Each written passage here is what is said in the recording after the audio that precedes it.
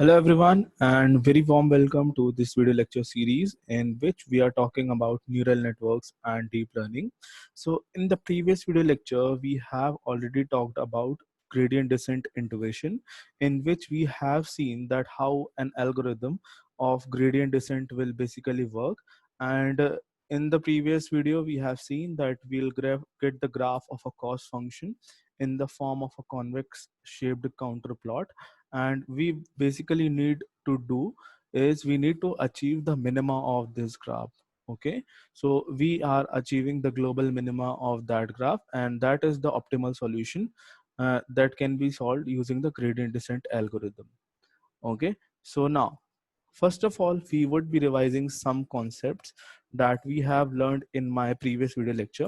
So what we have used is we have used the notation j of w comma b that basically represents our cost function. Okay, this j of w comma b will represent the cost function where w and b are parameters. B will be a parameter that is of a real value, and w would be the parameter that has a dimensions of nx, where nx is the number of features. Okay, and if there are m training example, then the in dimensions of w would be nx cross m. Okay, where there are m training examples. So what the update equation came out to be, suppose we have two parameters w and b, then we'll write separate equation for updating both the parameters w and b. So first of all, writing the update equation for w, so repeat curly braces start w colon equal to w minus alpha time of partial derivative of j of w comma b upon d of w. So this is the update equation that we write for updating the parameter w, and for updating the parameter b, we again write the equation as b colon equal to b minus alpha times of d of j of w comma b whole upon db. Okay, so here this is an assignment operator. This is our parameter w, this is the minus sign, this is the learning rate alpha, and this is what our derivative is. Okay, and basically this rate derivative is specifically a partial derivative. Okay, so this we have seen in the previous video, and this is also a partial derivative with respect to b. Here this is with respect to w. Okay, so if I'm writing with respect to w, then w is treated as a variable quantity and b is taken as constant. And if I do a partial derivation with respect to b, then b is treated as a variable and w is treated as a constant one. Okay, so now this was the revision of what we have learned in the previous video. Now let us continue. And in this video we are going to take into consideration about the derivatives, because derivative is such a concept that we have studied in our graduation classes. So many of you may have not retained those lectures, and many of you may have forgotten as what the derivative is. So in this video lecture we are going to talk about some of the basic intuition about what the derivative is. Okay, so suppose that we have been given a function that is f of a equal to 3a. Okay, so now one thing you can observe here, that this function is in the form of a straight line. This straight line function has already been drawn for us. So now if you want to find the slope of this function, there are basically two methods to find the slope of this function.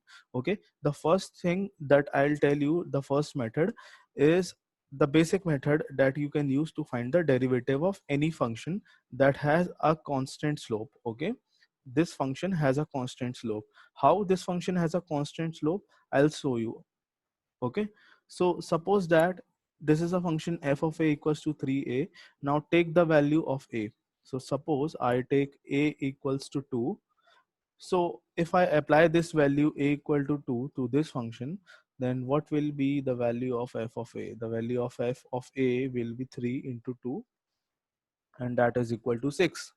Now suppose that if I increment this function, okay, now how can I increment this function? Because this is constant and only a is the variable quantity, so I need to increment the variable a in order to increment this whole function. So what I will do, I'll increment this function by 0.001, so this will become 2.001. And if I increment this value and apply this incremented value again to this function f of a equals to 3a, then what will be the value of this function f of a? This value will be 6.003. Okay, 6.003 would be the value of this function. Okay, so now if you want to find the slope of this function, firstly draw these both the points that we have taken while taking the value of a. So firstly we have taken the value of a equal to 2, so a is basically represented on x-axis and f of a is represented on the y-axis. Okay, a is represented on the x-axis and f of a is represented on the y-axis. So suppose if I take the value of a equal to 2, suppose that here my value of a equal to 2, so for that a equal to 2 I got the value of f of a equal to 6. And if I have incremented this value of a, that is if I have taken this value of a to be 2.001, okay, this is 2.001, so now my f of a is 6.003 on y-axis. So what I basically need to do here is I need to draw a triangle like this. Okay, so this is a triangle where x part is incremented by 0.001 on the x side and y part is incremented by 0.003. So what I have the observation here, by seeing I can observe that for every 0.001 shift on the x-axis, I get a shift of 0.003 on y-axis.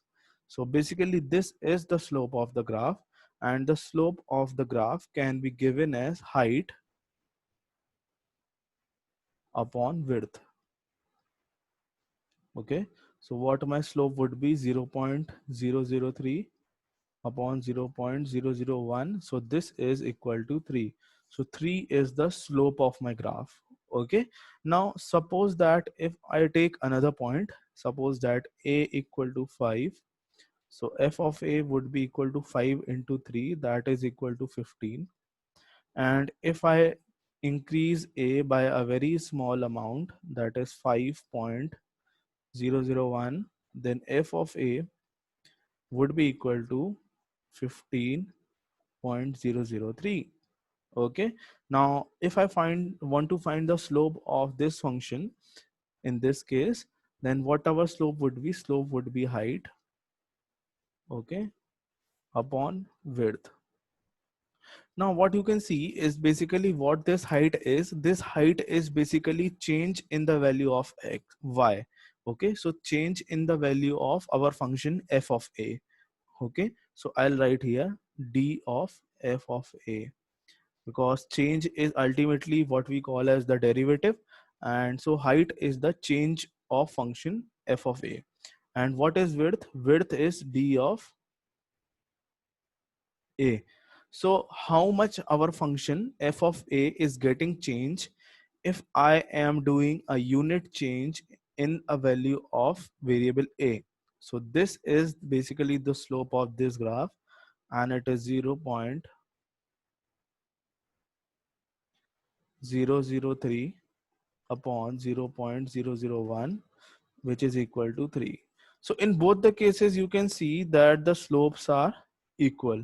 Okay, so what we can observe here, that over this line f of a equals to 3a, if anywhere you take a point, suppose that you take a slope here, then at this point also the slope of this line will be same, that is equal to 3. If you take this point, then here also the slope would be equal to 3. So over all those points on this line, the slope will be constant and equal to 3.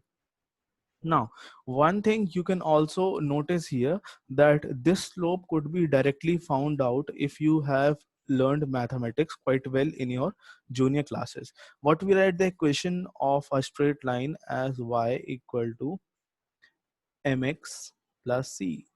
And what the notations basically represent, this is the output y over the parameters m and c, and x is the variable, input variable. Here m is the slope